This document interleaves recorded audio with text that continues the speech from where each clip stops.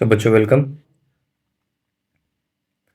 तो आपको याद होगा कि जो पिछले क्लास में हमने डिस्कस किया है वो किया क्वाड्रेटिक इक्वेशन के बारे में।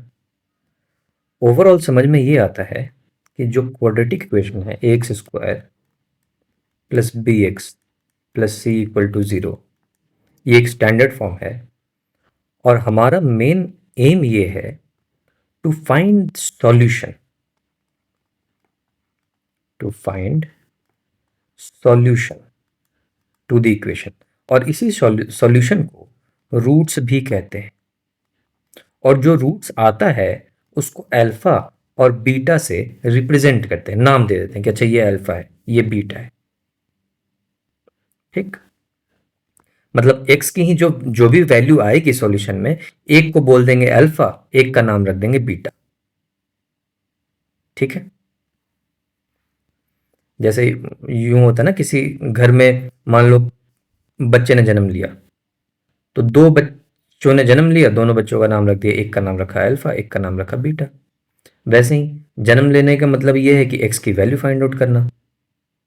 तो जो भी हमने एक्स की वैल्यू फाइंड आउट करी है, जो दो वैल्यू आई है, वो एक वैल्यू का नाम हो जाएगा अल्फा, दूसरे वैल्यू का नाम हो जाएगा बीटा, लेकिन है वो एक्स का ही वैल्यू। ठीक है, ओके। तो अब कैसे करें, कैसे इसका आंसर लाया जाए मैथमेटिक्स में? तो इसके बच्चों तीन तरीके होते हैं, मतलब तरीके तो हैं, बट मुझे लगता है कि मैं आपको इस तरीके से बताऊंगा अगर, तो ज़्यादा सहूलियत होगा आपको बनाने में। एक तरीका होता है, यहां लिखता हूं, using using identities.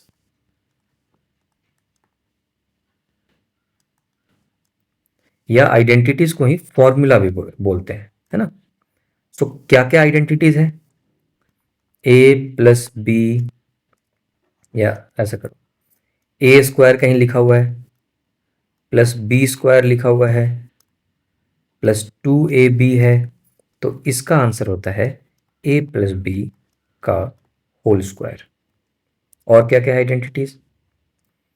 A square plus b square minus two a b कहीं लिखा हुआ है, तो इसका आंसर होता है ए माइनस बी का होल स्क्वायर। ये तो पता है ना फॉर्मूलाज। और होता है एक कि अगर कहीं पे लिखा हुआ है ए स्क्वायर माइनस बी स्क्वायर, तो इसका मतलब होता है a plus B into A minus B. ठीक है जी, ओके। तो एक हो गया यूजिंग आइडेंटिटीज। दूसरा, बाई ट्रायल।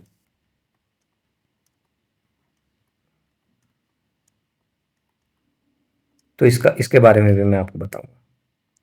और तीसरा है ब्रह्मास्त्र।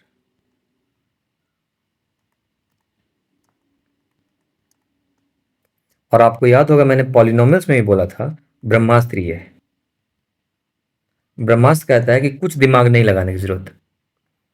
मुझे पता है कि एक क्वाड्रेटिक इक्वेशन का मैक्सिमम दो रूट हो सकता है और उसका नाम रख दिया जाता है अल्फा एंड बीटा।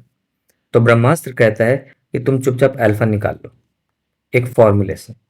उस फॉर्मूला को कहते हैं alpha equal to minus b plus root under b square minus four a c, ये पूरा रूट में है, डिवाइडेड बाई टू ए। और बीटा निकालना हो तो भी वैसे ही करो, माइनस बी, सिर्फ यहाँ पे जो प्लस था ना इसके जगह पे माइनस कर दो, minus root under b square minus four a c by two a. इसमें b क्या है? b ये है कोफिशिएंट ऑफ x, तो बी स्क्वायर निकल जाएगा। a क्या है? Coefficient of x square. c क्या है? कांस्टेंट। तो कोई भी क्वाड्रेटिक इक्वेशन दिया होगा उसमें मुझे कोफिशिएंट तो पता होगा ना, ए बी सी। जैसे मान लो ये क्वाड्रेटिक इक्वेशन लिखा हो x square plus five x minus nine equal to zero, coefficient तो मुझे पता है, इसका कोफिशिएंट है one, a is one, a equal to one, b equal to five, c equal to minus nine. तो हमें हमें हमेशा किसी भी क्वाड्रेटिक इक्वेशन में ये तो पता होगा ही, ए बी सी कोफिशिएंट। और अगर पता है तो देखो minus b plus plus root under b square minus 4ac/2a, इस तरीके से अगर कर दिया जाए तो ये अल्फा और बीटा जो कि रूट है, जो कि सॉल्यूशन है इस इक्वेशन का, जो कि हमें यही चाहिए, मेरा मकसद ही यही है, तो वो निकल सकता है।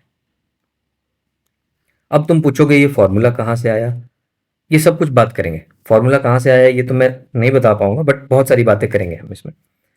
तो बेसिकली हम क्या करते हैं कि हम एक एक करके तीनों बातें करते हैं, और जैसे ही मेरी ये तीनों बातें कंप्लीट हो गई, हमारा चैप्टर खत्म। क्लियर हो गया आप लोगों को? क्योंकि हमारा एम ही है कि जिसका सॉल्यूशन ढूंढना है, सॉल्यूशन निकालना ही सीखना है, टू फाइंड सॉल्यूशन, या सॉल्यूशन को ही रूट कहते हैं और उसी का नाम रख दिया जाता है अल्फा बीटा। एम ही यही है। और इस चीज को करने के लिए मेरे पास तीन तरीके हैं। एक तो आइडेंटिटीज को यूज कर लो, दूसरा ट्रायल मेथड कर लो जो कि हम देखेंगे, और तीसरा अगर कुछ भी नहीं समझ में आ रहा तो ब्रह्मास्त्र लगा दो।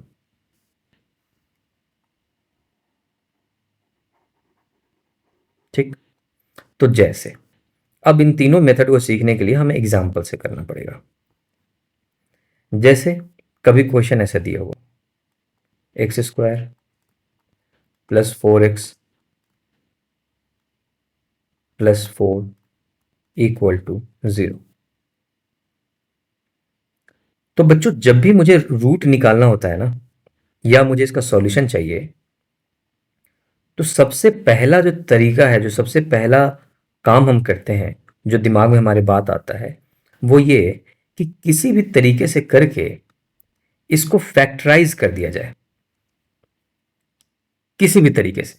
और तरीका ये है, ये तीन तरीके हैं, एक तरीका, दो तरीका और ये तीन तरीका, तीनों फैक्टराइज करने के तरीके हैं। किसी भी तरीके से अगर मैं इसको फैक्टराइज कर दूं तो मेरा ये रूट या सॉल्यूशन निकल सकता है। जैसे मैं आपको दिखाता हूं,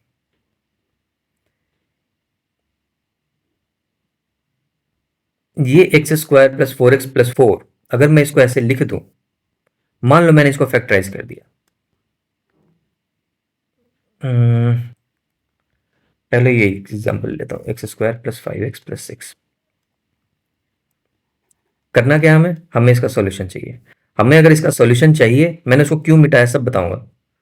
हमें इसका सॉल्यूशन चाहिए तो हमें इतना पता है कि इसको फैक्टराइज कर दिया जाए।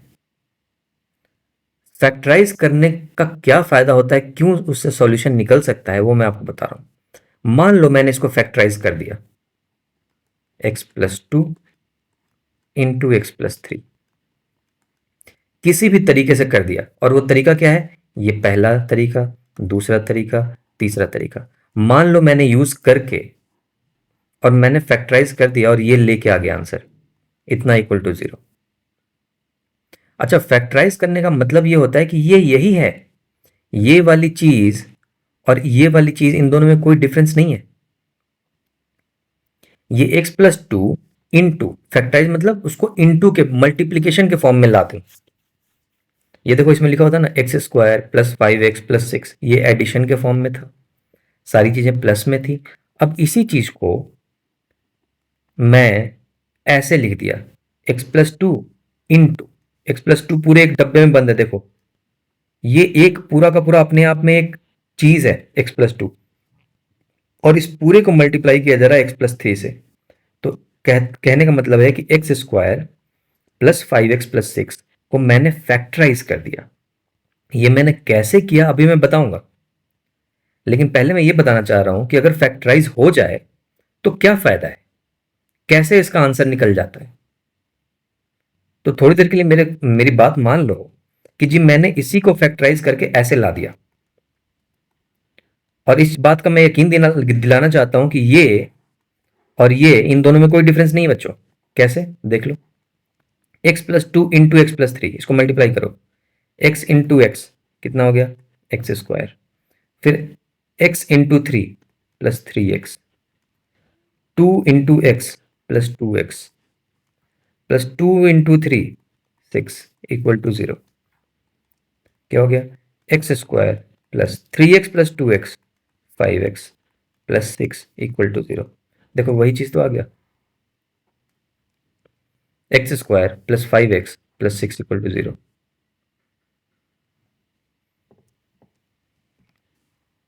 तो इसमें और इसमें ऐसा लिखा हुआ अगर है तो कोई डिफरेंस नहीं है, बस तरीके अलग अलग हैं। ये फैक्टराइज के फॉर्म में लिखा हुआ है और ये नॉर्मल क्वाड्रेटिक इक्वेशन के फॉर्म में लिखा हुआ है। वो मैंने आपको दिखा दिया कि देखो अगर इसको मल्टीप्लाई कर दिया जाए तो वही आ जाता है। हाँ, ये बात अलग है कि मैंने अभी तक बताया नहीं है कि मैं यहां पे कैसे पहुंचा, कैसे फैक्टराइज कर दिया मैंने, वो सिखाऊंगा। वो फैक्टराइज करने के 3 तरीका मैंने बता रखा है, एक तरीका ये, दूसरा ये, और तीनों तरीके को अलग अलग देखेंगे हम लोग। ये तो है ही, ये बात तो सीखनी है। लेकिन मेरा एम ये था, मैं बता ये रहा था कि किसी भी तरीके से ये 3 तरीकों को यूज करके अगर मैंने फैक्टराइज कर दिया जो कि ऐसा बना, तो कैसे इसका आंसर आ जाएगा। मतलब फाइनली मुझे क्या चाहिए, एक्स की वैल्यू चाहिए। तो अगर कभी ऐसा हो कि something into something equal to 0, तो इसका मतलब होता है या तो ये 0 है या तो ये 0 है। जैसे मान लो कहीं पे आपके पास ऐसा हो 0 × 17 × 19 × 20, इसका आंसर क्या आएगा? देखो 0 × 17 × 19 कुछ भी कर लो, लास्ट में तो मल्टीप्लाई होना 0 से ही, तो इसका आंसर 0 है। तो कहने का मतलब ये है कि अगर किसी भी चीज का आंसर, किसी भी मल्टीप्लीकेशन का, किसी भी चीज का नहीं, किसी भी मल्टीप्लीकेशन का आंसर अगर 0 है, तो एक बात तो तय है कि इसमें से कोई ना कोई एक टर्म 0 रहा होगा। ये बेसिकली इसके पीछे का लॉजिक है। लेकिन एडिशन में ऐसा नहीं है। जैसे मान लो 17 प्लस 1 माइनस 18, इसको करो। 17 प्लस 1 18, 18 माइनस 18, इसका भी आंसर 0 है। लेकिन 0 है तो इसमें से कोई जरूरी नहीं है कि इसमें से कोई भी एक टर्म 0 हो। ये देखो, एक टर्म 18 है, दूसरा टर्म 1 है, तीसरा टर्म 17 है। तो एडिशन के लिए लागू नहीं है। जैसे यहां पे ये लागू नहीं है।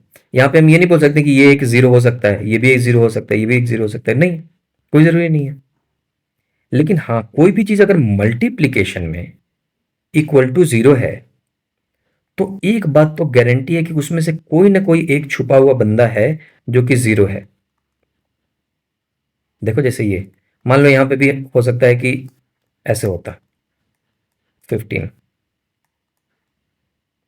तो कोई इसमें से ये, या तो ये, या तो ये, या तो ये, या तो ये, कोई ना कोई एक है जो कि 0 है। उसी तरीके से अगर x प्लस 2 को मल्टीप्लाई किया जा रहा है x प्लस 3 से और इक्वल टू 0 आ रहा है, तो एक बात की गारंटी है कि या तो ये x प्लस 2 ये पूरा, या तो ये पूरा x प्लस 3, इसलिए ब्रैकेट लिखा हुआ है, देखो ब्रैकेट दिया हुआ है। इन दोनों में से कोई ना कोई एक तो 0 है ही, या दोनों भी 0 हो सकते हैं। ठीक है। तो इसका फायदा ये हुआ कि अगर मैंने किसी भी चीज को फैक्टराइज करके लिख दिया है, मल्टीप्लिकेशन के फॉर्म में लिख दिया है, तो अब मेरे लिए आंसर निकालना आसान हो गया। मैं लिखूंगा इधर x प्लस 2 इक्वल टू 0, तो x इक्वल टू -2 आ गया, और इसी बच्चे का नाम अल्फा रख दिया गया, या यूं कहें तो अल्फा इक्वल टू -2 आ गया। और या तो ये भी हो सकता है ना कि ये वाला पूरा का पूरा 0 हो, और x प्लस 3 इक्वल टू 0, तो x इक्वल टू -3, और ये जो दूसरा बच्चा हुआ इसका नाम बीटा रख दिया गया, बीटा इक्वल टू -3। तो देखो यही आंसर है, यही सॉल्यूशन है, alpha equal to -2, beta equal to -3। यकीन नहीं है कि ये सॉल्यूशन है तो इसमें रख के देख लो। अल्फा मतलब x, अल्फा ही x है, जस्ट नाम है अल्फा, अल्फा नाम है जस्ट, अदरवाइज ये है x ही। तो x इक्वल टू -2, -2 रखो, -2 का स्क्वायर 4 प्लस -5, सॉरी 5 × -2 -10, तो प्लस हटा दें, -10 हो गया, +6। देखो 4 + 6 10, -10 0 हो गया ना। तो सेटिस्फाई करेगा -2। What about -3? -3 भी रख के देख लो। -3 के रखा तो -3 का स्क्वायर 9 प्लस 5 इंटू -3 -15 प्लस 6, 9 + 6 15, -15 0। तो पॉइंट ये है कि अगर किसी भी तरीके से इस चीज को फैक्टर में तोड़ दिया जाए तो मेरा बात बन जाता है। मैं बोलता हूं कि यही मेरा आंसर है, x+2 = 0, that is x = -2, x = -3, यही मेरा आंसर है। तो मैंने इस बात से सिर्फ आपको इंपॉर्टेंस समझाया है कि किसी भी तरीके से करके अगर मुझे इसका सॉल्यूशन चाहिए किसी भी क्वाड्रेटिक इक्वेशन का, तो पहला जो एम मेरा ये होगा, अगर सॉल्यूशन चाहिए तो, कि मैं किसी भी तरीके से करके इसको फैक्टर में तोड़ दूं। तो ब्रेक इट इनटू फैक्टर्स। और अगर मैंने ये कर दिया तब तो कोई दिक्कत ही नहीं है, तब तो आंसर बिल्कुल सामने है मेरे। ठीक है जी, ओके। अब इस फैक्टर में तोड़ने के लिए ये तरीके बनाए गए, यूजिंग आइडेंटिटीज, ट्रायल मेथड, और अगर कुछ ना मिला तो ब्रह्मास्त्र। तो अब एक एक करके बात करते हैं। पहला इसकी बात करते हैं, यूजिंग आइडेंटिटीज। ठीक। अब जैसे कि आपके पास अगर ऐसा क्वेश्चन होता, x² plus 4x plus 4 equal to 0, तो आप इसको कैसे सॉल्व करते हैं? इसको हमें क्या करना है, हमें फैक्टर में तोड़ देना है। एम क्या है, अगर इसको सॉल्व करना है तो फैक्टर में तोड़ना है। और फैक्टर में तोड़ने के लिए सबसे पहला ध्यान जाएगा कि क्या कोई ये आइडेंटिटी पे सेट हो रहा है। सबसे पहला तरीका ढूंढो, क्योंकि हमने तरीका में क्या सीखा है कि पहले तो ये देख लो कि आइडेंटिटी पे क्या सेट हो रहा है क्या। अगर किसी आइडेंटिटी पे हो गया तब तो अच्छी बात है। तो किसी फॉर्मूले पे ये सेट हो रहा है क्या, a² plus b² plus 2ab, हाँ हो रहा है।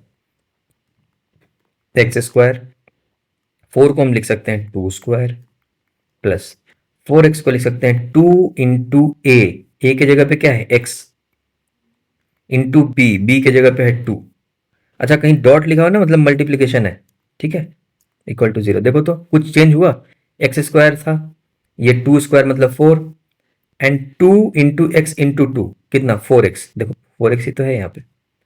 तो इसी चीज को मैंने ऐसे लिख दिया, लेकिन इस ऐसे लिखने का फायदा ये हुआ कि मुझे पता चल गया कि ये a² plus b² plus 2ab के फॉर्म में है।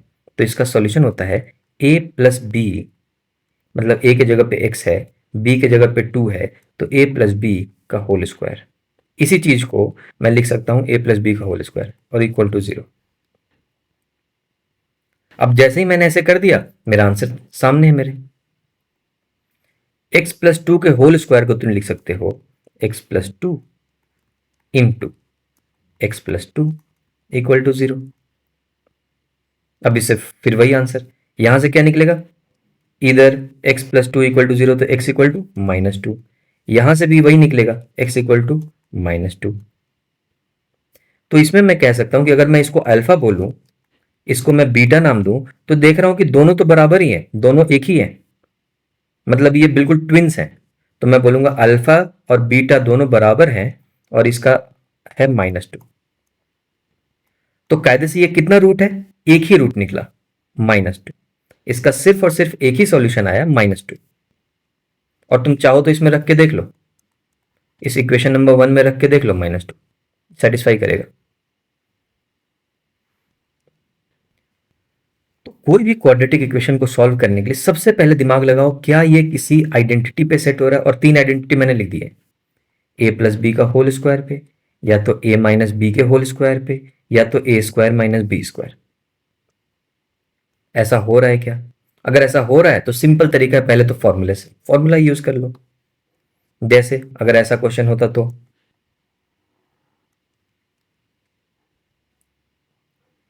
4x² या 9 कर देते हैं,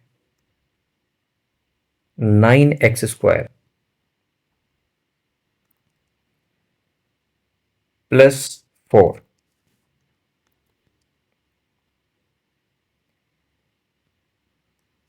प्लस 12x या कर लो -12x इक्वल टू 0। अब मैं आपसे पूछूं कि जी इसको सॉल्व करो, इस क्वाड्रेटिक इक्वेशन का सॉल्यूशन बताओ, या मैं आपसे पूछूं कि आप रूट बताओ, ये क्वेश्चन है। अब जैसे ही मैंने आपको क्वेश्चन दिया, तुम्हारा सबसे पहला एम किसी भी तरीके से करके इसको फैक्टराइज कर दिया जाए, इसको दो फैक्टर के फॉर्म में लिख दिया जाए, something into something equal to 0। अगर ऐसा कर पा रहा हूं तो मेरा बात बन जाएगा। ओके, अब इस काम को करने के लिए मैं देखूंगा, सबसे पहले दिमाग लगाऊंगा क्या किसी फॉर्मूले पे सेट हो रहा है क्या, फॉर्मूले पे सेट हो रहा है क्या, देखते हैं। a² प्लस b² -2ab शायद हो जाएगा, तो मैं 9 को लिख सकता हूँ 3x का होल स्क्वायर। देखो 3x का अगर होल स्क्वायर कर दिया तो 9x²। ओके, 4 को लिखा जा सकता है 2 का स्क्वायर माइनस 2 इंटू ए के जगह पे क्या है 3x, इंटू बी के जगह पे क्या है 2। अगर ऐसा करता हूं तो 3 टू जा 6, 6 टू जा 12, 12x आ गया -12x। तो बेसिकली इस चीज को इस फॉर्म में, सेम इसी चीज को इस फॉर्म में लिखा जा सकता है, लेकिन इस तरीके से लिखने का फायदा ये हुआ कि मुझे पता है कि इसका फॉर्मूला क्या होता है, a माइनस बी का whole square, a² plus b² -2ab होता है a के जगह पे 3x है, माइनस बी के जगह पे 2 है, इसका whole square, and this is equal to 0। फिर से इसका यही आंसर, ये स्क्वायर है ना, तो इसके दो सेम ही आंसर आएंगे, बार बार करने की जरूरत नहीं है ना। तो सिर्फ मैं ये लिखता हूं 3x -2 equal to 0 implies x equal to 2 divided by 3। तो x equal to 2 divided by 3 आ गया, और यही है अल्फा, यही है बीटा, इसका नाम रख दिया गया इक्वल टू 2/3। मुझ पे यकीन नहीं है कि यही आंसर है, तो ये 2/3 को इस इक्वेशन में पुट करके देख लिया जाए। अगर तुम इस इक्वेशन में रख देते हो x की वैल्यू या अल्फा और बीटा की वैल्यू जो कि एक ही आई है 2/3, तो ये सेटिस्फाई करेगा। और हम कह सकते हैं कि इसका सिर्फ और सिर्फ एक रूट है, एक सॉल्यूशन है, वन सॉल्यूशन। और वो एक सॉल्यूशन क्या है 2/3। 2/3 के अलावा कोई ऐसा नंबर नहीं है दुनिया में जो कि इसको सेटिस्फाई करेगा। इसमें सिर्फ और सिर्फ एक सॉल्यूशन है, वन सॉल्यूशन या वन रूट, और वो है -2। इसके अलावा कोई भी दुनिया में ऐसा नंबर नहीं है जो इसमें रख दिया जाए तो ये सेटिस्फाई करेगा।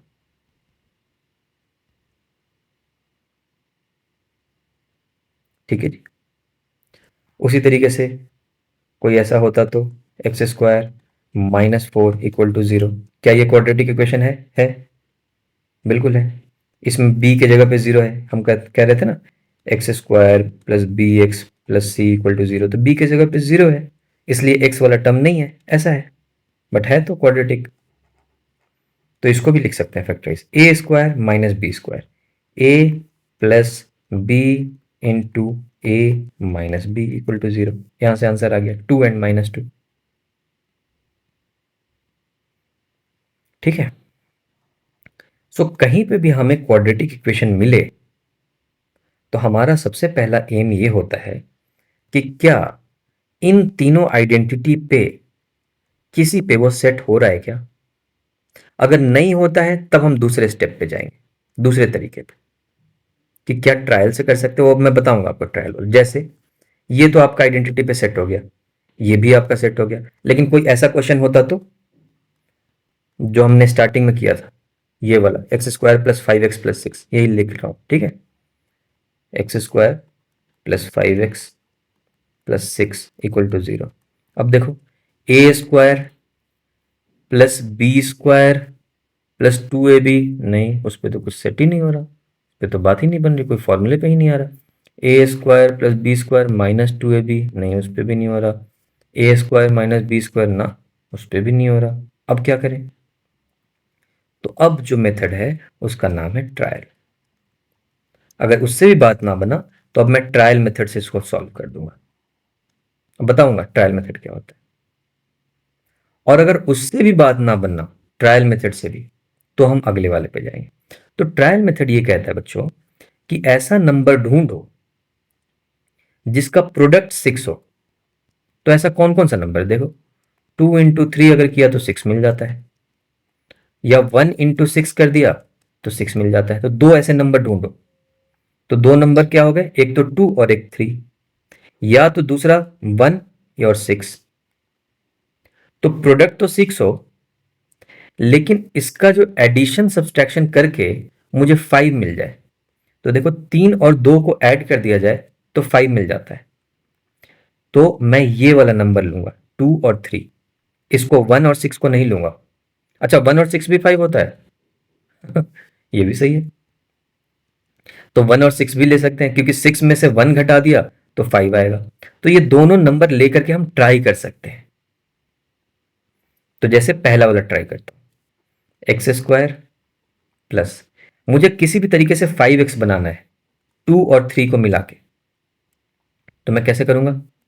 मैं करूंगा 2x प्लस 3x। देखो, 5x बन गया। और 2 into 3 कर दूंगा तो 6 भी बन जाएगा, इसलिए मैंने 6 को वैसा का वैसा लिख दिया। अगर मैं ये वाला यूज करता तो मैं ऐसे करता, x² plus 6x minus 1x। ये तो बन गया 5x। 6x में से एक x चला गया, 5x बन गया। लेकिन प्रॉब्लम ये है कि ये 6 नहीं बना। 6 into -1, ये -6 होगा। लेकिन यहां पे मुझे चाहिए क्या? मुझे तो चाहिए +6। इसलिए मैं ये वाला नहीं लूंगा, 6 और 1 को नहीं लूंगा। अब इस 5x को 2x और +3x में तोड़ देने का फायदा क्या हुआ? फायदा ये हुआ, देखो इसमें कोई डिफरेंस नहीं है, इसी इक्वेशन को मैंने ऐसे लिख दिया है। इसका फायदा ये हुआ कि मैं इन दोनों में x को कॉमन ले लिया। तो x +2 प्लस, यहां पे मैंने 3 को कॉमन ले लिया, तो क्या आ गया? x +2 equal to 0। अब इस पूरे में देखो, इस पूरे में और इस पूरे नंबर में क्या कॉमन है? x +2। तो मैं फिर से लिखूंगा x +2 into x +3 equal to 0। हो गया फैक्टराइज। फाइनली इसी चीज को मैंने ऐसे लिख दिया। और यही मैंने जब स्टार्टिंग में आपको बताया था, तो आपको समझ में नहीं आ रहा था कि मैंने कैसे लिख दिया है। मैंने अपने मन से लिख दिया था x +2 इंटू x +3। अब तुम खुद सीख गए कि मैंने कैसे लिखा। ट्रायल मेथड से मैंने किया था, x +2 into x +3 equal to 0। अब यहां से आंसर आ जाएगा, x equal to -2, x equal to -3। एक भाई का नाम रख दिया गया अल्फा, दूसरे भाई का नाम रख दिया गया बीटा। तो जब भी मेरा फॉर्मूला से सॉल्व ना हो, किसी आइडेंटिटी पे ना आए, इस वाले तरीके से ना हो, तो मैं ट्रायल वाले पे चला जाता हूं। ट्रायल वाले का फंडा सिंपल है, ऐसा नंबर ढूंढे जिसका प्रोडक्ट 6 हो जाए और ऐड कर दें या सब्सट्रैक्ट कर दें तो 5x ऐसा बन जाए।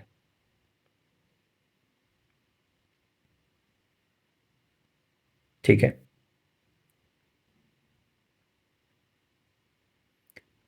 तो इस तरीके से ट्रायल मेथड से क्वेश्चन सॉल्व किया जा सकता है। लेकिन वही मैं आपको ऐसा क्वेश्चन दे देता तो x² plus 3x plus 7 equal to 0।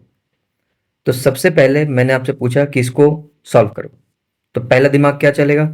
आपका दिमाग में चलना चाहिए कि मुझे किसी भी तरीके से फैक्टराइज कर दो इसको।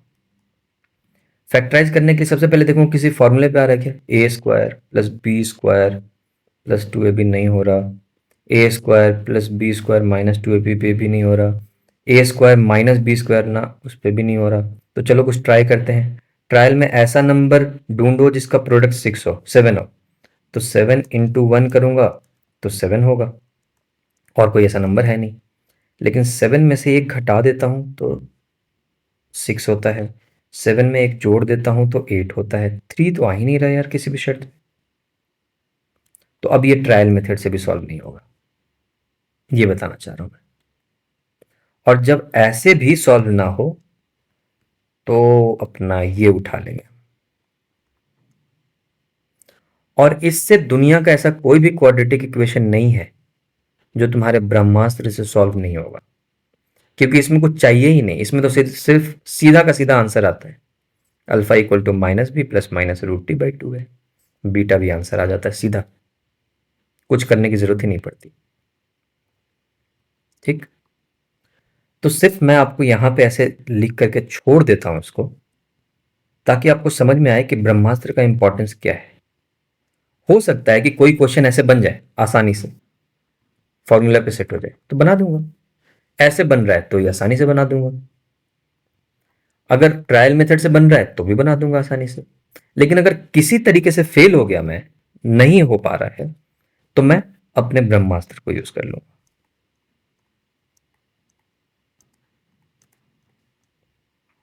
इस ब्रह्मास्त्र के बारे में थोड़ा हम डिटेल में बात करेंगे, और वो हम करेंगे अगले क्लास में। ठीक है बच्चों, तो जो पॉलिनोमियल्स में हमने बात किया था ना, उसमें हमने इसके बारे में बहुत ज्यादा डिटेल बात नहीं किया था। हमने बोला था कि अगर नहीं हुआ तो ये फॉर्मूला लगा लेना। अब मैं आपको इसके बारे में थोड़े डिटेल में बात करूंगा, ये कहां से आया ये फॉर्मूला, इसका प्रूफ मैं दे पाऊंगा नहीं दे पाऊंगा, ये सारी बातें, प्लस तुम्हें कैसे पता कि वो आंसर है, कैसे पता कि ये फॉर्मूला सही है, ये वाले, ये सारी बातें करेंगे, है ना। और भी बहुत सारी बातें हैं, तो इसके बारे में अब हम बात करेंगे। ठीक है, तो इस लेक्चर में हमने फैक्टराइज करना सीख लिया। फैक्टराइज करने का हमने दो तरीके सीख लिए। फैक्टराइज क्यों करना है, सबसे पहले तो वो बात जानी। फैक्टराइज करने का बहुत बढ़िया फायदा है यार, इक्वल टू जीरो है तो मुझे पता है या तो ये जीरो होगा या तो ये जीरो होगा, तो फैक्टराइज करके तो बहुत फायदा है। और फैक्टराइज करने के लिए तीन तरीके बताए गए हैं, पहले ये चेक करूंगा, दूसरा ट्रायल मेथड से करूंगा, और कुछ नहीं होगा तो ये कर लूंगा।